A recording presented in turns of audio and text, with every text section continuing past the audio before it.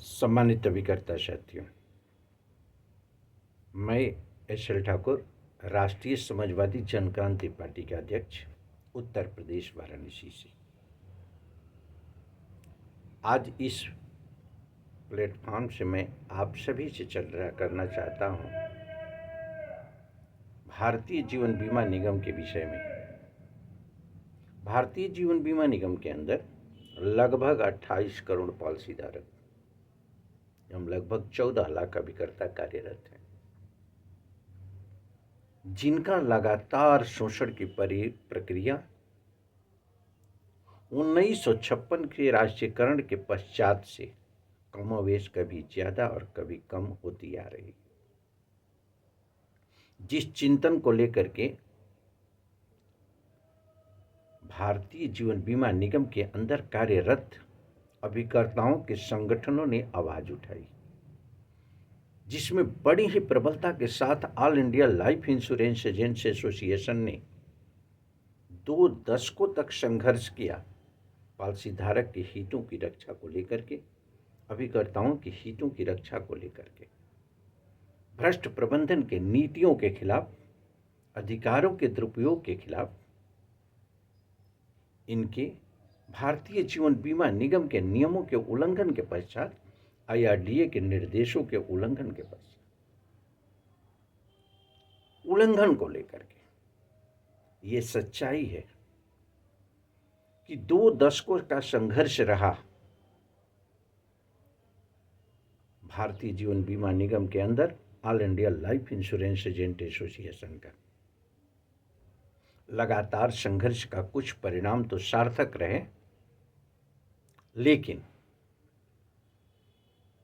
अपने हितों को गलत तरीके से संरक्षित करने वाले भ्रष्ट अधिकारियों ने बड़े ही कुचक्र के अंतर्गत भारतीय जीवन बीमा निगम के अंदर संविधान द्वारा प्रदत्त अधिकार के अंतर्गत निर्मित संगठनों को नजरअंदाज करते हुए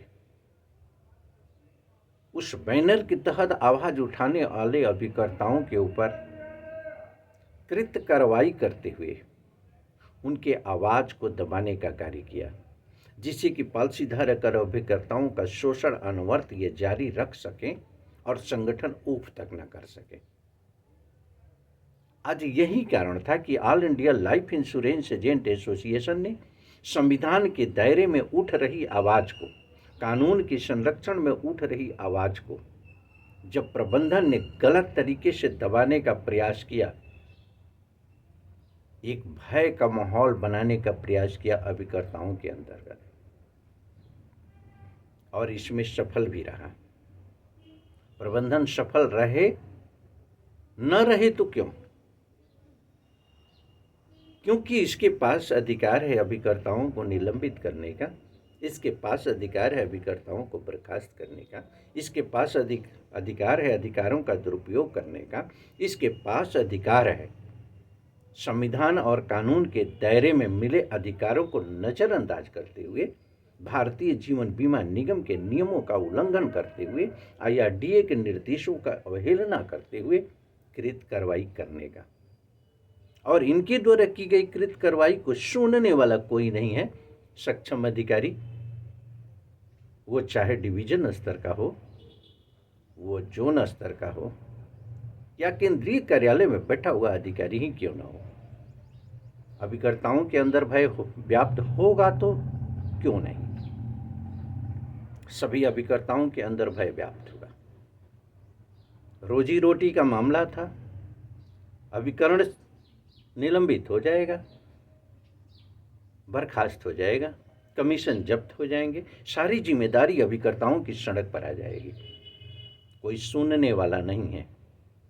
इसकी शिकायत उच्च अधिकारियों से करने के पश्चात भी कोई रिजल्ट मिलने वाला नहीं है। संगठन के साथ अभिकर्ता जुड़ेगा तो कैसे, आवाज उठाएगा तो कैसे? पॉलिसी धारकों का खुलेआम शोषण होता है, उसके मृत दावे को निरस्त करते हुए, उसके मिलने वाले हित लाभों को जब्त करते हुए करोड़ों करोड़ों हड़पने का कार्य करता है यह भ्रष्ट प्रबंधन।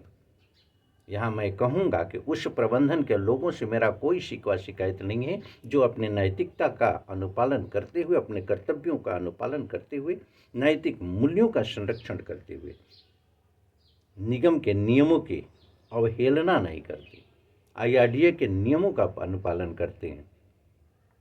उनकी कर्तव्य निष्ठा पर मैं गर्व महसूस करता हूँ।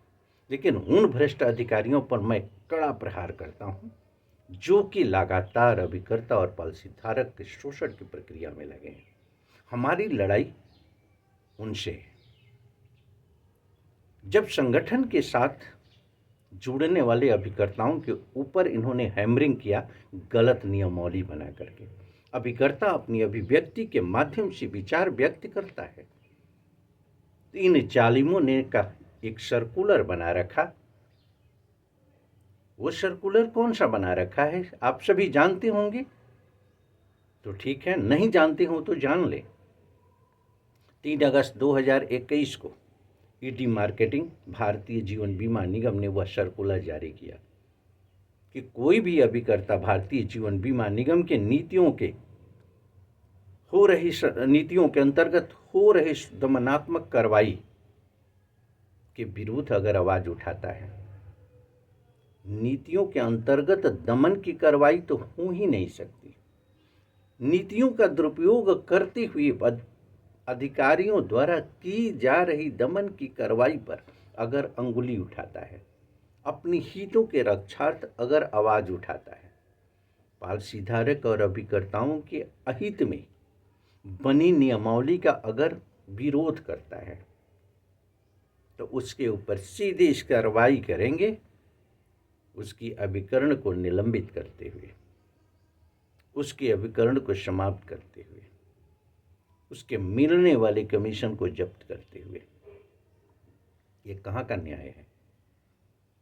संविधान हमें अभिव्यक्ति की स्वतंत्रता देता है, हमें अपने हितों के रक्षा को लेकर के आवाज़ उठाने का अधिकार देता है, उसका संरक्षण कानून करता है।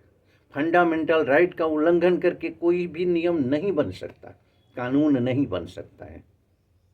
और तुम्हारी नियमावली ये बनी है कि अगर हम अपने हितों के विरुद्ध, अपनी पॉलिसी धारक या अभिकर्ताओं के हितों के विरुद्ध अगर आवाज़ उठाते हैं एक नेतृत्व के रूप में, एक अभिकर्ता के रूप में, तो आप सीधी कार्रवाई करते हो। यही कारण था कि संगठन की गतिविधियां कमजोर पड़ी। कमजोर पड़ने के साथ साथ ये संगठन की आवाज़ पॉलिटिकल बेस पर उठी और राष्ट्रीय समाजवादी जनक्रांति पार्टी ने इस मुद्दे को टेकअप किया।